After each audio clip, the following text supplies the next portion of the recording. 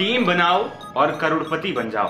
TV या phone देखते समय अक्सर ये सुनने या देखने को मिल जाता है और शॉर्टकट रास्ता लेकर लोग पैसे कमाने के लिए इसके चंगुल में फंस भी जाते हैं और धीरे धीरे करके पैसे कमाते जाते हैं। लेकिन अब सरकार ने ऐसे ऐप्स और कंपनियों पर नकेल कसने की तैयारी कर ली है, जिसको लेकर एक बिल संसद में पेश किया गया है। इसमें ऑनलाइन गेमिंग और विज्ञापनों पर बैन लगाने की बात कही गई है। ऐसे में लोगों के मन में सवाल है कि क्या ड्रीम11, विंजो, रमी जैसे तमाम ऐप्स भी अब बैन हो जाएंगे? तो चलिए इस नए बिल और उसके असर पर सब कुछ आपको बताते हैं। मेरा नाम है आदर्श और आप देखना शुरू कर चुके हैं एनबीटी ऑनलाइन। जिस बिल को कैबिनेट से मंजूरी मिलने के बाद संसद में पेश किया गया, उसका पूरा नाम है promotion and regulation of online gaming bill 2025। इसका मकसद ऑनलाइन गेमिंग में ट्रांजैक्शन और विज्ञापन को पूरी तरीके से बैन करने का है। यानी ऑनलाइन गेमिंग में आप पैसों का लेन देन अब नहीं कर सकते हैं। अगर कोई गेमिंग ऐप ऐसा करता है तो उसके खिलाफ कार्रवाई भी की जाएगी और यहां तक कि जेल भी जाना पड़ सकता है। कुल मिलाकर ऑनलाइन सट्टेबाजी वाले ऐप्स अब इस बिल के आने के बाद नपने वाले।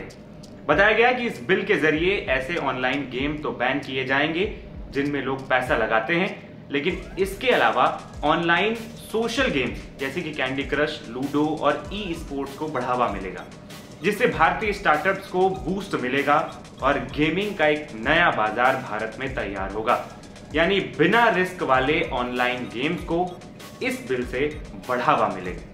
इसके अलावा अगर नियमों को तोड़ा गया तो बड़ी सजा भी भुगतनी पड़ सकती है। बिल में प्रस्ताव है कि कानून बनने के बाद इसका उल्लंघन कर ऑनलाइन मनी गेमिंग सर्विस देने वालों को 3 साल तक की जेल या 1 करोड़ रुपए तक का जुर्माना या दोनों हो सकते हैं। नियमों का उल्लंघन करके विज्ञापन देने वालों के लिए भी प्रावधानों में 2 साल तक की कैद या 50 लाख रुपए तक का जुर्माना या दोनों प्रावधान है। ऐसे ही किसी भी तरह के लेन देन में शामिल लोगों को भी सजा दी जाएगी। बार बार उल्लंघन करने वालों को 5 साल तक की सजा के साथ बड़ा जुर्माना भी लगाया जा सकता है। लेकिन यहाँ गौर करने वाली बात यह भी है कि किसी भी ऐसे शख्स को अपराधी नहीं माना जाएगा जो ऑनलाइन गेम खेल रहा हो। इसमें उन्हें अपराध करने वालों की कैटेगरी में नहीं बल्कि पीड़ितों की कैटेगरी में रखा गया। संसद में जब ये नया बिल पेश हुआ उसके बाद से ही लोग सोशल मीडिया पर लगातार सवाल पूछ रहे हैं। सबसे बड़ा सवाल यह है कि क्या अब ड्रीम11 जैसे ऑनलाइन गेमिंग ऐप्स भी बंद हो जाएंगे?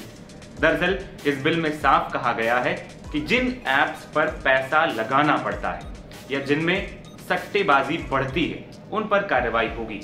यानी जहां टीम बनाकर पैसा लगाया जाता है वो ऐसे ऐप्स बैन हो सकते हैं। क्रिकेट और दूसरे खेलों के लिए आज भारत में कई फैंटेसी गेमिंग ऐप्स चल रहे हैं जैसे ड्रीम11, MPL, My11 सर्कल।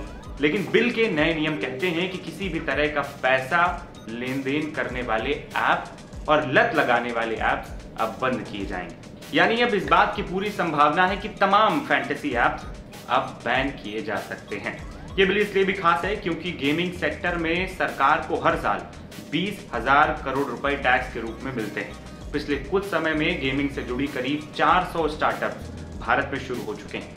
इनमें 25,000 करोड़ का फॉरेन डायरेक्ट इन्वेस्टमेंट भी आया है। साल 2023 में सरकार ने ऑनलाइन गेमिंग पर 28% GST लगाया था। इसके बाद इसे बढ़ाकर 2025 में जीतने वाली रकम पर 30% टैक्स लगाया जा रहा है। फिलहाल इस नए बिल के पेश होने के बाद अब सबकी निगाहें इस बात पर हैं कि आखिर सरकार क्या क्या एक्शन और किन किन ऐप्स को बैन कर सकती है। फिलहाल इस रिपोर्ट में इतना ही। मेरा नाम है आदर्श